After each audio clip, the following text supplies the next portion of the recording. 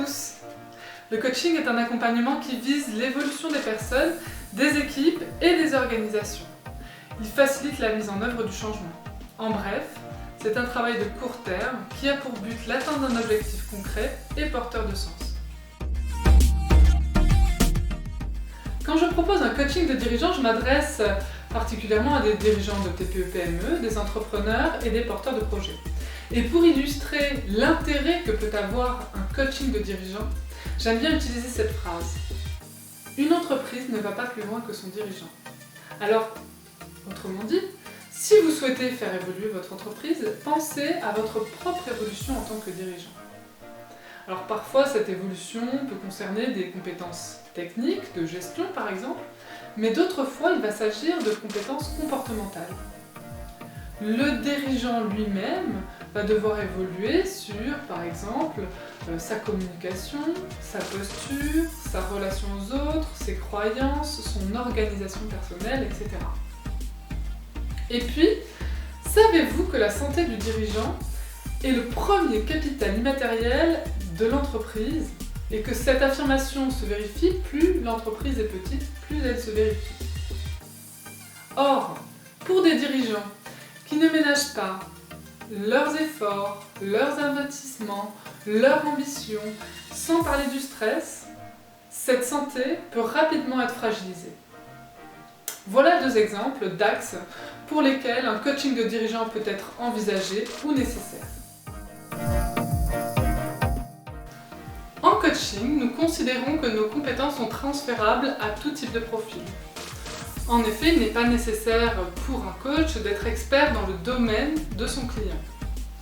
Parce que nous ne faisons pas de conseils et que notre expertise, c'est le coaching.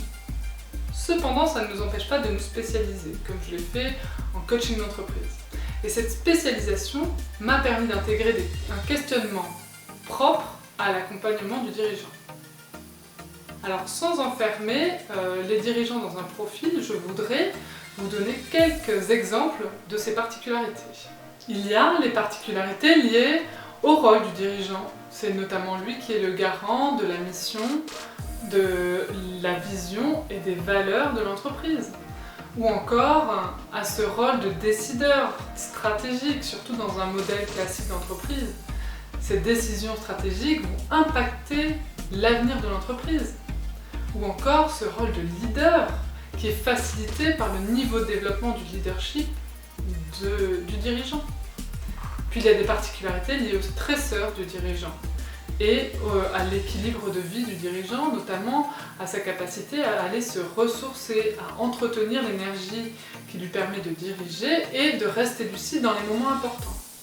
Et on va peut-être à ce moment-là aborder des questions d'équilibre de vie pro-privé, de gestion du temps, de gestion des priorités et aussi de déléguer. Alors, comment ça se passe? Eh bien, ça commence par un entretien préalable au cours duquel le coach et le dirigeant vont se rencontrer et valider leur capacité à bien travailler ensemble et à faire alliance. Puis on va aussi valider que la demande faite par le dirigeant correspond bien à une demande de coaching. Ensuite, il y aura un contrat et ensuite, le processus de coaching va pouvoir démarrer.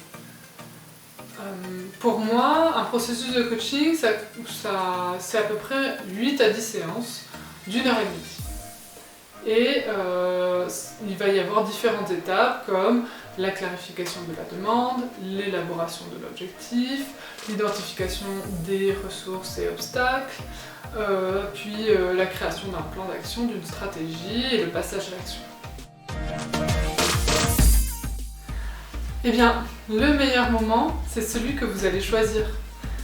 Et vous allez le choisir et l'identifier parce que vous allez ressentir un besoin ou ressentir une envie d'évoluer. Alors, le besoin, ça peut être lié à une situation inconfortable. Et donc là, peut-être c'est important en effet de se faire accompagner pour en sortir. Ou alors, ça peut être aussi l'envie d'évoluer, l'envie de vous challenger, l'envie de performer, d'aller repousser un petit peu vos limites.